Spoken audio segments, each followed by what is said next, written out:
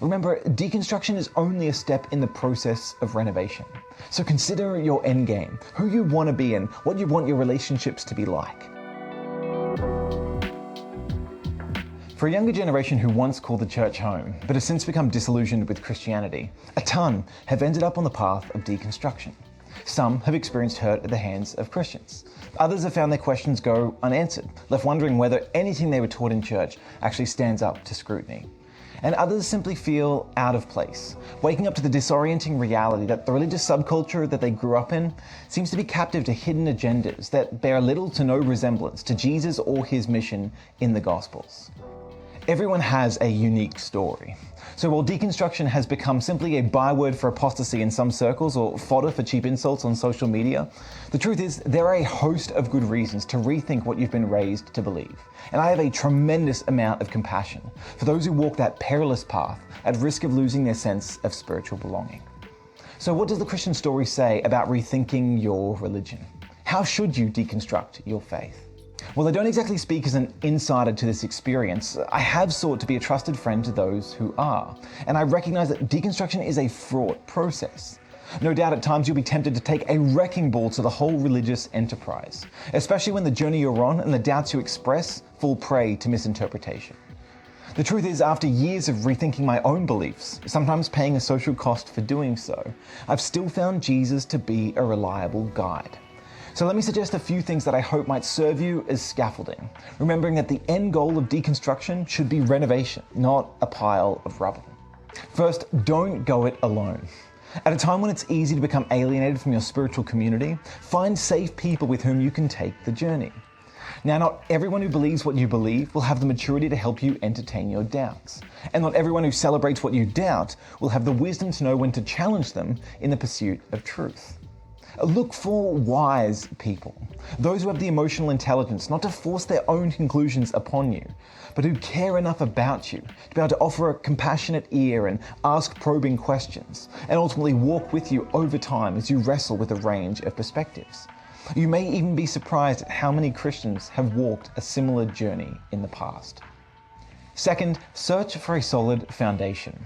You see, one of the defining features of deconstruction is an erosion of trust in the sources that you once based your life upon, whether a sacred text, a religious leader, or some spiritual tradition. As a result, you start noticing that some of the things you once believed, now they just don't make sense. And whilst this can be disorienting, for Christians it shouldn't be surprising, since Jesus himself taught that religion can become hijacked by corrupt human agendas, with God's life-giving truth becoming obscured by empty human traditions. Of course, not all traditions are bankrupt. Some can house and foster living wisdom, tested across time and preserved for our sake. But any story that journeys through the generations tends to accumulate cultural baggage, importing beliefs and behaviors that stand at odds with Jesus. From my experience, though, the best way to tear down what is false is to build up from what is true.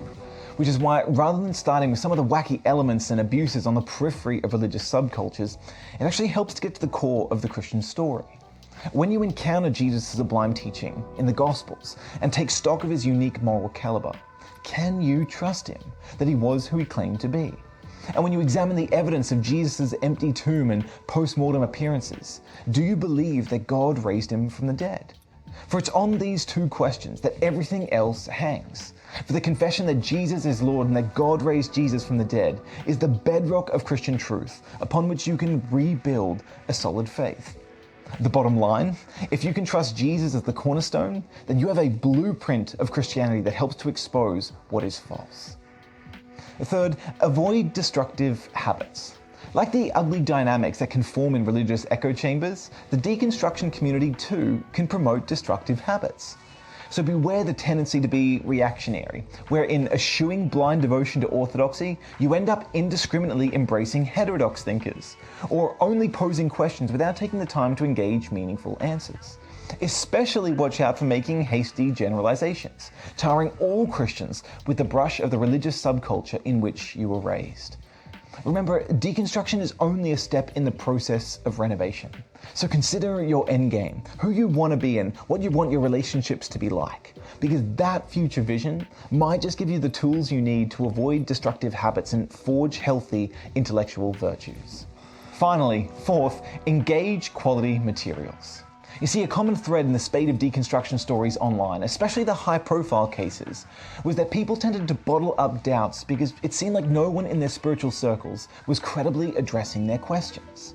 But whilst there are some Christian subcultures that paid little attention to rigorous thinking, what is served up today as popular Christianity in a consumeristic age, it tends to be a world away from the rich intellectual traditions that make up historic Christianity. You see, there are entire fields of Christian academia that take your doubts and questions seriously, and where, in wrestling with the data of Scripture and the world around us, Christian thinkers have dug deep wells in response, pastorally and philosophically. I have benefited immeasurably drinking from these wells, where even though I haven't always found concrete or satisfying answers to every question, I have encountered a deep wisdom and a vision of God that is more compelling than any other story or explanation out there. So if you are plagued by doubts, whether about the truth of Christianity or the goodness of God, if you have questions about the Bible or philosophy or science or ethics, then please search for credible voices to engage. We'll even put a link in the show notes to some Christian experts in their fields who are willing to personally connect with you and walk with you through your doubts as you scrutinize the Christian story. You see, the best way to get at what is worth believing is engaging the best voices on both sides, for and against, avoiding cheap caricatures and sensationalist popularizers in the pursuit of more substantive conversations. Ultimately, you are not alone. Christian history is punctuated by a long heritage of believers who've become disillusioned by elements of the faith they inherited, but who, in rethinking their religion, in going back to Jesus for themselves, have rediscovered someone worth trusting. So go ahead and deconstruct, but do it wisely, taking the endgame of renovation seriously. For the only time Jesus tore something corrupt down was to construct something more beautiful in its place. Truth invites questioning.